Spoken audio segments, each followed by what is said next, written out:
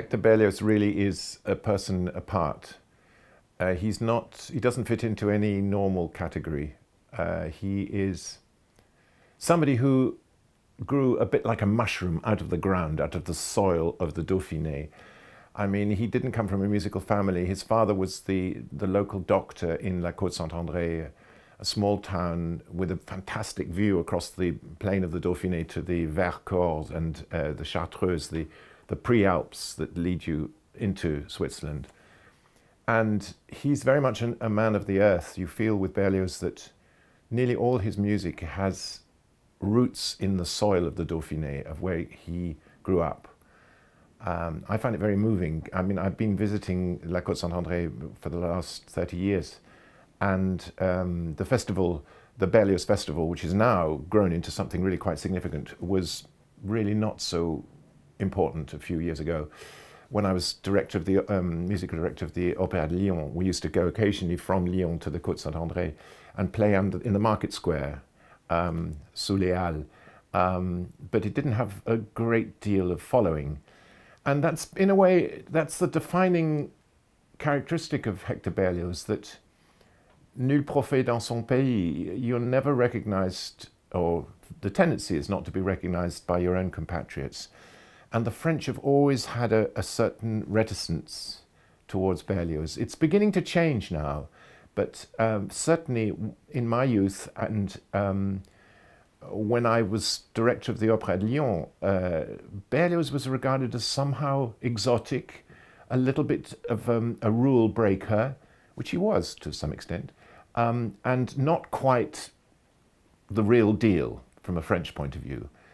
And that puzzles me, because to me Berlioz is quintessentially a Frenchman. His response to French people, to the French countryside, towards French literature, towards French culture in general, is that of a patriot. Yes, of course he had his heroes who were, for example, Shakespeare. He was passionate about Virgil. He was passionate about Goethe.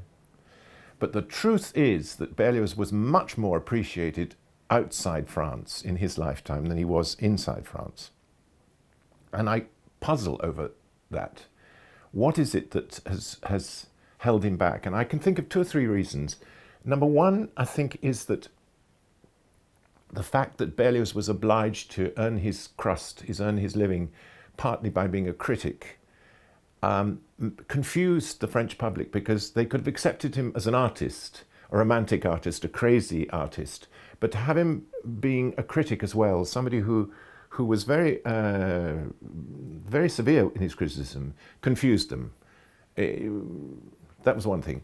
The other thing is that the French cultural education is very oriented towards literature and towards painting and not towards music. And I think it's true to say, without being disrespectful, that the French, who after all are quintessentially chauvinistic people, I mean, Monsieur Chauvin was a Frenchman, and they are so proud of their literature, their painting, their sculpture, their haute couture, their cuisine, everything, their language. It doesn't extend to French music.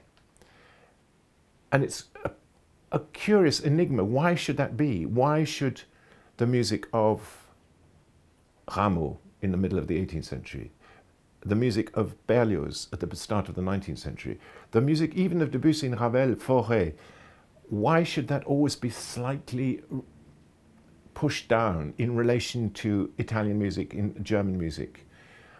It doesn't seem right, because it's one of the glories of French culture, and Berlioz is, to me, the essence of French Romanticism. And I also feel that had he not written a note of music, he would be recognized today still as a great writer. I think that the essence of Berlioz as a writer comes in the articles that he wrote, the critical articles he wrote, and in his letters. And in his letters, he's writing directly from his heart to his friends, to his family, or to young musicians whom he's trying to guide.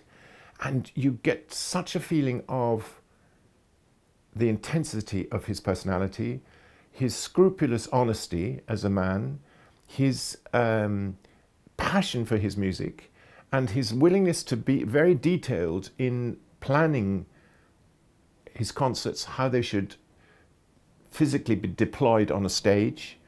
I mean, there's a letter that I have at home when a young conductor from Bordeaux is asking Berlioz for advice as to how to present his music. And Berlioz goes into some detail, and he's very considerate. He says, well, it's very important when you start rehearsing that you start with partiels, with separate rehearsals for individual sections of the orchestra, rather than just have the whole orchestra there. And he's very specific over, for instance, on which different levels, on which different risers you should place the orchestra, so that the wind instruments come over the strings and don't get lost. And interestingly, about how to place a chorus, he says, don't place a chorus behind the orchestra where you have difficulty in hearing them. Place them in front of the orchestra, and they have the back to the conductor, but you then need to have a sous-chef, an under conductor, who relays the beat to them. And I've tried that many times, and it works beautifully. So on the one hand, you ask who is Berlioz as the man. He is somebody who is a dreamer, a rêveur, somebody who has this enormous richness of fantasy and imagination. And on the other hand, he's somebody with an almost Cartesian attention, gives attention to detail in an almost Cartesian way.